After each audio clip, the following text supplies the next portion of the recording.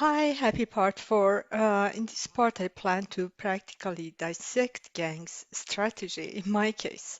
Um, I want to add something to the context of the target. Well, there are some people who are more closely in contact with the target, and some who are not as close as that. Like homemates or work colleagues are in direct contact with the target. But there are also some other people, like different members of community with whom target comes into contact. So let's just add community members also to the category contacts. So now uh, let's say why they try to add the community members. Because the gang wants to do this to involve as many as people possible and make sure every small interaction isn't as stressful as it can get for the target. The aim is to force the impression that the whole world target's whole world is no, the whole world is against the target, and which of course is not true. And they also want the target to feel that his or her world is falling apart, which, thanks to gangs' interference, can become a harsh reality. They like target to feel uh, powerless, threatened, doubt his or her sanity, really very cruel. In my case, they also pretended to be interested in me romantically when approaching people who considered that enough good reason to allow them to snoop around me, my life, and belongings. Um, to my direct knowledge, it was a major strategy in my case as it repeated itself quite often. I'm going to mention exactly how it played out, but I will be using aliases for locations and people, um, through all these recordings. Um, the country I live in now, in this country is actually sharing accommodation is very usual due to the lack of housing and also high rents. Um, when all this started, well, all this started in Lakin, the place I went to live, which was very close also to work. Um, that's actually where the whole madness started. At least that was when I noticed it. Um, in that place, I shared a house with a girl, Laura, who was from another city in the country, and the house owner, Susan. Well,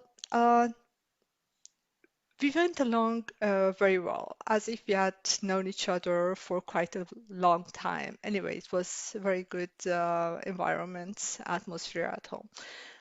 Um, then I started to feel I was being stalked. So what would happen that early in the morning when I left the house for the office, it was usually a little bit dark. Uh, Suddenly started to see cars parked on the street with the main lights on straight into my direction. They showed themselves freely. Well, not really, actually, because the windows of cars were all black, and with lights in my eyes, I could barely see anything. Um, at that time of the morning, nobody else was on the street. Well, it was not like 4 or 5, but around 7 when I left home. Um, so nobody else was on the street, of course, except for me and these people.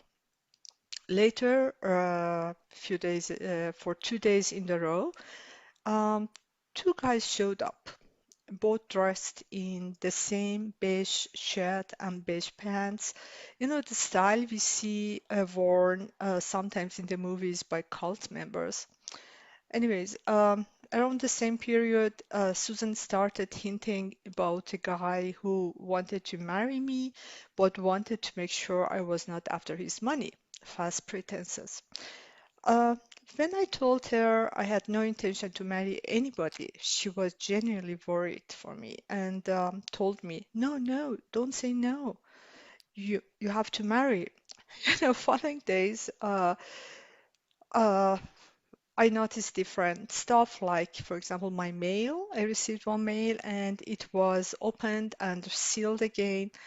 And I started to um, lose friends, like when if I would go to a pub and meet a colleague there, because that was where all my colleagues would go, and we would speak, and then I would go home. uh, the next day, he would not want to talk to me or be in my company, really.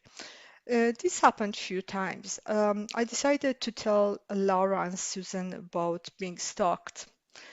Um, Susan asked me to describe the person I had noticed more often, and she was clearly confused when I did that. Um, when I think about it, I guess she had noticed that she was played. She was not very happy about it. Uh, at least she was totally nervous, and the next days it was she was trying to avoid me, and I can imagine that she might have felt a sort of embarrassment. I don't know what else these people had made her do. Anyways, I don't think of her badly because I know that the gang uses pawns, and uh, these pawns like frontline soldiers. Practically, they're the ones who fall for other people's agenda, who nothing happens to them. Well, anyways, then the same thing happened different other ways. Um, Once I was on the train station, on the platform, a little bit later during the day with a colleague of mine. She was from another country and she was also late. So it was two of us, and it was also a guy who was not our colleague on the platform waiting for the train. Um, at some point, we started to talk about a small house which was right at this other platform. It was absolutely vacated. Nobody was living there, and probably was a place used as a rest house for maybe the members of the train station. Well, we didn't know, but then we started to say, oh, yes, you know, this should be this and that. And then we started to talk about how we would like to go home and have a nice table set for us and nice music. Good food and healthy and dietetic. I remember that part. We were both very interested in it. And also, we were talking about having some music and candles. Anyway, everything that would make the life much nicer. Um, and that guy was holding something in his hand. I had never seen him before. And well, I didn't think much of it. After all, it was not really that important. And then I went home. At that time, I used to live in another town. Its name was Barn. Anyway, again, an alias. I know they are not very fantasyful, these the names I have chosen, but that's what came into my mind. So, what happened there? I used to go shopping in a shopping mall once a week for grocery shopping. Uh, the house where I lived was actually very close to the to that shopping center, but I had to carry the grocery. I always went upstairs to cab stand and would get a cab to go home. Um, One day I got into a cab, in a black cab. The driver was a guy with white hair, a white beard, I think, and white mustache, a cap, and glasses. He started to tell me about, yeah, you're going to marry a very rich guy, and you will go home and you will have a dinner ready, and you will have a cook, and you will have uh, candlelights and everything, I just told him, no, thank you. So that was when I went home. And then after I was rested enough, it struck me. Oh my gosh, these were exactly what me and my colleague were talking about on the other evening on the platform. Except for the part marrying a rich guy, because none of us was really inspired by that. Anyways, so then the next week I went there for grocery shopping, and imagine what? Uh, Again, the same cab with the same person was on the road, and I had to get in his cab. But this was really weird. That would never happen. And I wondered how it was possible that I would take the same cab twice. But then, well, I didn't give a thought to it anymore. And but I decided that the next time I'm going to get a cab from the local company instead of going to the cab rack upstairs. I did that. It went quite well, and I spent a bit more. I had to wait a little bit more, but it was all worth the tranquility. Um, the week after that, I did the same thing. I ordered a cab to the local cab company, and the cab never arrived. I did call the company a few times. They told me, yeah, yeah, it's on the way, and then never arrived. And at some point, I canceled it. That was about 1 hour of wait time. Uh, so I went upstairs. I had no other choice. I had to carry my grocery. I went upstairs and got into a cab. Was not the same black cab. Then I went home and I decided I have to find a different way of doing grocery shopping so that I will not be dependent on whether a cab rack or the local cab company.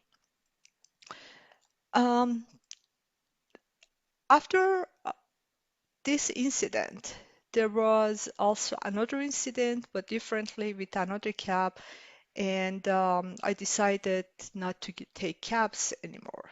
Really drastic. So, and it was quite difficult for me because I didn't own a car, personal car, so I was dependent actually on some sort of support. Um, but then I found a way to order online, so I didn't have to go shopping there. And if I had to, then I wouldn't have to carry as much as groceries, so I could take the bus home. Um, then there was this cab driver I trusted because I knew him from the first place I lived in when I came to this country. And he seemed to be quite a decent person. So every time I would go to the airport or back, I would just call him.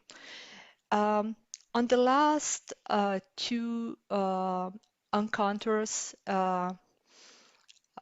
he started to tell me that I have to learn a specific language or keep it fresh because I speak few languages, and that was one of my languages. And I told him that actually the people I had met in that country were really nice, but the people who I met from that country in this country, they're not really interesting, and I'm not interested in any interaction with them. And then he said, he just wants to make sure that you're not after his money. I said, come on, this is the scam that these people are telling that to everybody, and they are all criminals. So would you understand and believe if your daughter would come to you and tell you somebody has approached her under these pretenses? Well, he looked at me in a way, but anyways, we were at the airport. I left the car, never called him again because definitely he was also one of the people who was contacted by this gang. And then I moved to loan. This is the sorry, not loan. That's actually quite a funny name to choose for the city. Let's call it uh, uh, dock. Okay, I moved to the dock, so I live in the dock as well. Despite my friend had advised me not to move from where I live and not to choose to change places I visited because the gang would follow me and they will just extend the whole situation to other places. But I did that. At some point, it was also good because I noticed some things about how the gang operates. Like, for example, everywhere I moved to, it they had to contact the local gangs in order to get manpower.